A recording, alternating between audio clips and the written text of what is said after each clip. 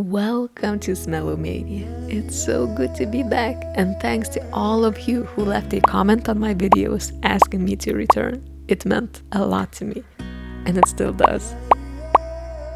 Today I'll be reviewing a relatively new release by Kilian, and it's called Apple Brandy on the Rocks. Do you like apples in your perfume? Because I do. Crispy green ones, or maybe juicy red ones, or perhaps something in between, something natural, straight from the garden. Apple Brandy feels just like that. Interestingly enough, Kilian already had a perfume named Apple Brandy. That one had an entirely different scent profile.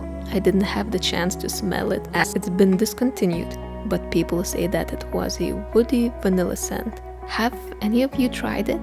Now this new release is called Apple Brandy on the Rocks.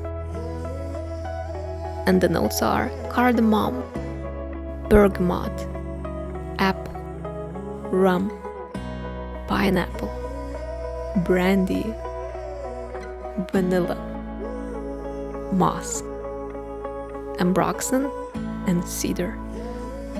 If I had to describe the scent in a few words, I'd say it smells very natural, a bit sweet and juicy.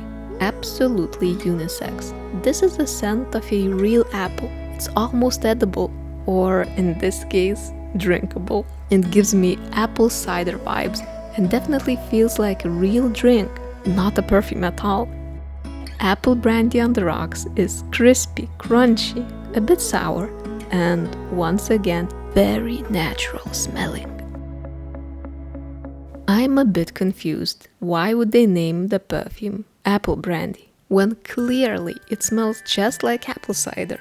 It's like someone spilled their drink on me and I didn't have any spare clothes, so I just kept walking around for the rest of the party like this. And now I'm all dry, all the alcohol evaporated, and I'm left with this sticky sensation and just want to lick my hand real bad. It smells so good. But it's not that cheap supermarket hard cider, which almost tastes like lemonade. No, it's the smell of the fancy real cider, which is usually sold in dark green bottles and has an elegant French name to it. Besides a wonderfully natural smelling apple note, there's also a dusty and bitter touch of cinnamon. I know what you're thinking. Apples and cinnamon. What a classy duet.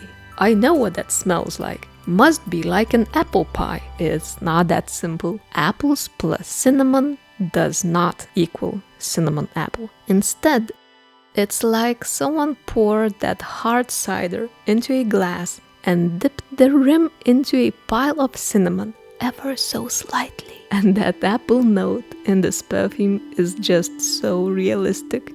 The apple comes across as slightly aged, softly fermented, with a few bumps and bruises on its red cheeks.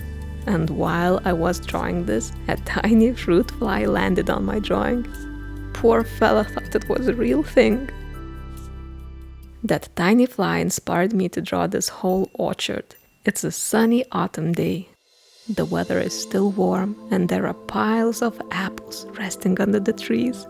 Some are still clinging onto the branches despite being beyond ripe, while others just fell down and started a slow, natural fermentation process on their own. Now, don't be mistaken, even though I drew an entire field of trees, there are no strong elements of greenery or wet soil in the perfume. Maybe a slightest touch of mossy woody base at the very end of the day, and piles upon piles of fermented apples in the best way possible.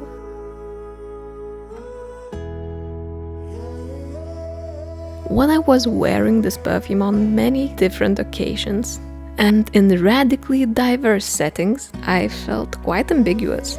I knew that to the public I was smelling fruity and quite alcoholic. I knew that people thought that I smelled nice, but they weren't sure if that was actually perfume I was wearing. What if they were thinking that I was actually a bit tipsy? Maybe I just secretly had a glass of cider in the morning and now desperately try to mask it by eating an apple? The longevity of this beautiful scent is mediocre, somewhere straight in the middle.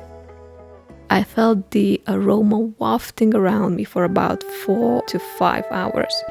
After that, it became a pleasant, rather dry, woody skin scent with hints of a spilled drink.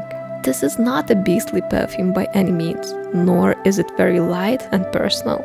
Definitely somewhere in the middle in all departments. I was really trying to think what gave this perfume that fermented apple impression, and then I realized that it must be the pineapple. When you create a perfume based on apples, you just have to add a pineapple. It must be the combination of these two notes that actually smells like fallen apples. Other than that, it's a weirdly addictive odd perfume. I'll just say it, this must be the most eccentric scent I've reviewed on this channel. Not that it's weird, no. On the contrary, it smells very natural.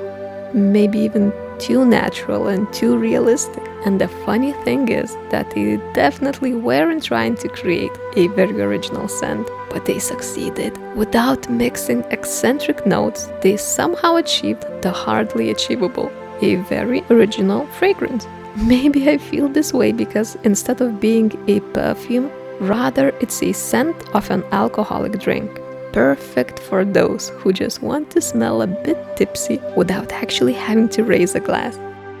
Wearing this perfume must be one of the best ways to blend into the party when you're not much of a drinker. I was haunted by flies who wanted to land on my drawing this whole time. They must have felt that sweet and sour vibe and kept haunting my studio. So what did I draw for my main piece? Well, of course, the Greek god himself, Dionysus. Oh, I forgot to add red cheeks. This is a crucial element to this drawing. He is the god of wine, orchards, festivity, fertility, and drama. Always tipsy, always in a good mood. And of course, he's sitting on a barrel of cider. My Greek friends, did I spell cider correctly? Oh, and by the way, someone really curious discovered my completely empty sample. I must have left it in the wrong place.